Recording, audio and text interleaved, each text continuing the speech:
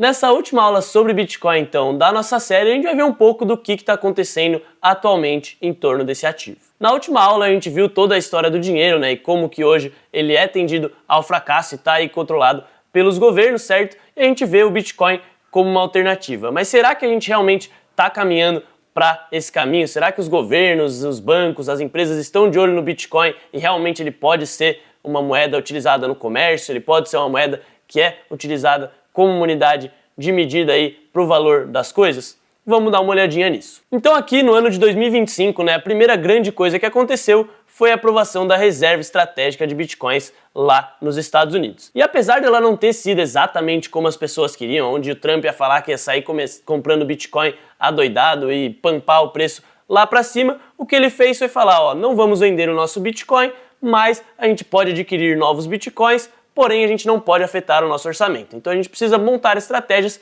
para adquirir bitcoins sem que a gente use o dinheiro pago em impostos para comprar esses bitcoins. Isso já é muito positivo, mostra que a maior economia do mundo já está de olho e já vê valor nesse ativo, né? Eles querem acumular, isso não é à toa, é porque tem algum valor, é porque ele tem fundamentos e eles já estão entendendo isso e se colocando a um passo à frente aí nessa corrida. Porém, não é só os Estados Unidos que têm bitcoins, certo? Esses bitcoins que eles têm, que vocês podem ver aí que são quase 200 mil bitcoins, foram apreendidos do site Silk Road. Esse site então era um site online, né, que permitia a transação de qualquer coisa, inclusive coisas criminais, certo? Venda de drogas, venda de assassinos de aluguel, e por isso que ele foi derrubado, mas ele permitia transações com bitcoins e foi assim principalmente que os Estados Unidos conseguiu esses bitcoins.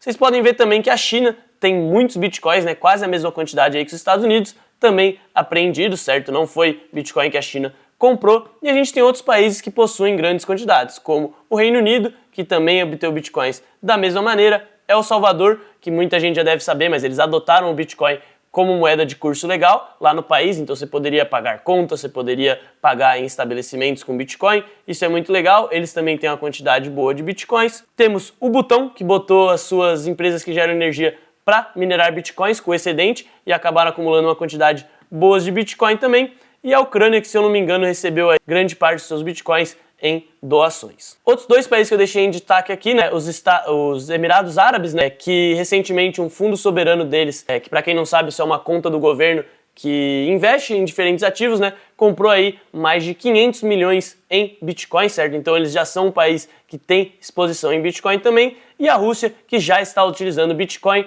como uma maneira de transacionar com países como a Índia e a China para driblar sanções e conseguir aí continuar negociando e comercializando com esses países. Nesse momento, então, a gente já vê que a adoção do Bitcoin é algo real e é algo em massa, certo? Outra coisa que é interessante da gente olhar são fundos de pensão dos Estados Unidos, certo? Então, muitos estados ali dos Estados Unidos, né, que têm fundos de pensão, né, que é para aposentadoria das pessoas lá, também possuem exposição em Bitcoins. No caso, eles não podem comprar diretamente Bitcoins, mas eles têm exposição aí pela MicroStrategy, que a gente vai explicar mais lá na frente, certo? Mas a gente pode ver aí que muitos estados já têm exposição em Bitcoin também, porque eles acreditam que isso pode ser uma maneira aí de você preservar o seu valor.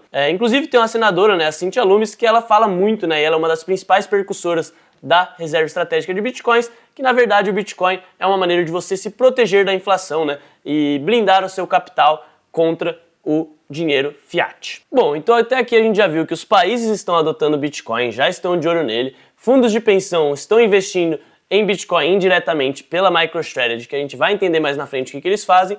Mas e os bancos? Os bancos também? Sim, os bancos também. Se a gente der uma olhadinha aqui nessa colagem aqui que eu reuni, certo? A gente pode ver aqui, ó, que bancos centrais como o da Noruega e o da Suíça já têm exposição em Bitcoin também por ações da MicroStrategy, certo? Então eles não compram Bitcoin diretamente, mas têm exposição à MicroStrategy. O banco da República Tcheca também já falou que quer comprar aí 5% dos seus fundos em Bitcoin, certo? Então isso aqui ainda não foi aprovado, mas é uma ideia que foi comentada. O Deutsche Bank, né, que é um banco muito grande, já está oferecendo serviço de Bitcoin para os seus clientes, né? Então eles se oferecem para fazer a custódia de Bitcoins para os seus clientes, né? Estão de olho nisso. O Goldman Sachs, aí, um dos maiores bancos dos Estados Unidos, já compra Bitcoins via ETF, certo? E o Intesa São Paulo, aí, um banco grande da Itália, também já oferece serviços para os seus clientes, assim como o Deutsche Bank. Bom, então aqui a gente chega nessas empresas, né, principalmente na MicroStrategy, que são empresas que fazem o Bitcoin Treasury, né? Elas são Bitcoin Treasury Companies. O que significa isso? Que são empresas que simplesmente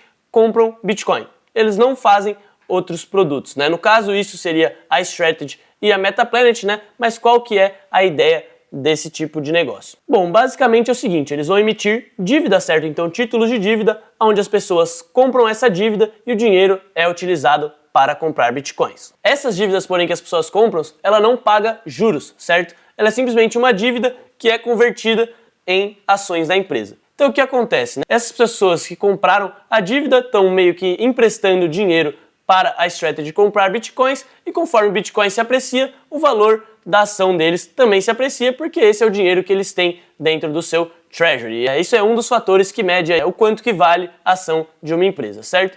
E aí, conforme a ação da empresa se valoriza junto com a valorização do bitcoin, essas pessoas que compraram essa dívida podem converter as suas dívidas em ações da empresa e assim realizar o seu lucro sem ter que receber nada em juros.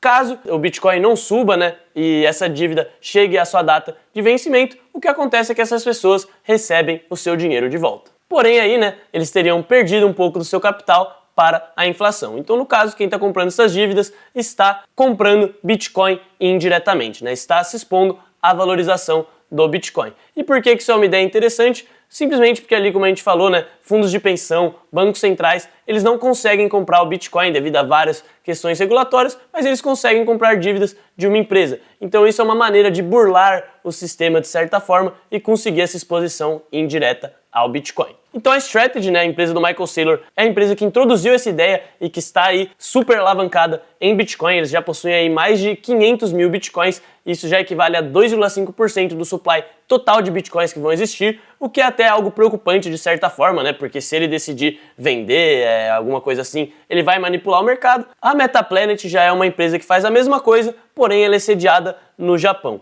Eu estava dando uma olhada sobre a empresa também, eles têm um negócio de hotéis atrelado também a essa empresa, certo? A Strategy antes também era uma empresa de software, mas hoje em dia eles são só focados em ser uma Bitcoin Treasury Company, certo? Mas a Metaplanet quer lançar o hotel do Bitcoin lá no Japão, certo? E a GameStop, eu adicionei ela aqui também, né? É uma empresa muito conhecida por aquele filme Dumb Money, né? Onde teve aquela aposta das pessoas contra os grandes hedge funds que shortaram a empresa, certo? É um filme bem legal, recomendo que vocês assistam. Mas recentemente também ela começou com essa estratégia de venda de títulos para compra de Bitcoin, certo? Então isso é algo que outras empresas também já estão de olho em começar a fazer. Por fim, eu achei interessante também trazer a questão dos ETFs de Bitcoin, que foram lançadas lá no começo de 2024, certo? Que são uma maneira de você poder investir em Bitcoin por meio da Bolsa de Valores dos Estados Unidos, certo? Então aqui grande parte da movimentação que a gente vê entrando nos Bitcoins hoje vem por meio dos ETFs, né? Aqui na direita a gente pode ver o flow